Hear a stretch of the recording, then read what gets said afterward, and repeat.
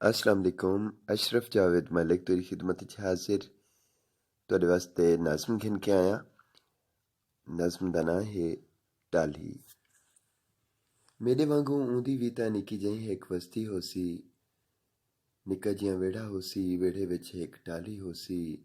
ਟਾਹਲੀ ਛਾਵਾਂ ਵਾਲੀ ਹੋ ਸੀ, ਟਾਹਲੀ ਬਖਤਾਂ ਵਾਲੀ ਹੋ ਸੀ, ਟਾਹਲੀ ਥੱਲੇ ਬਾਂਦਾ ਹੋ ਸੀ, ਪੱਤੇ ਕਿਵੇਂ ਰਾਂਦਾ ਹੋ ਸੀ।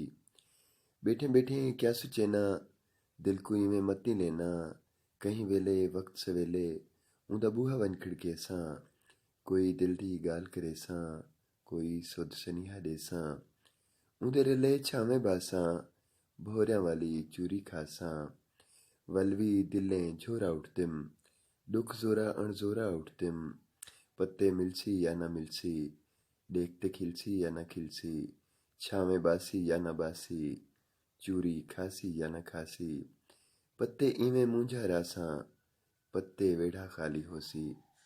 मेरे वांगू उंदी भी तां निक्की जिही एक बस्ती होसी, निक्का जिहा वेढ़ा होसी, वेढ़े विच एक टाहली होसी, टाहली छावां वाली होसी, टाहली बख्तां वाली होसी, टाहली थल्ले बांधा होसी, पत्ते किवें रांदा होसी, पत्ते किवें रांदा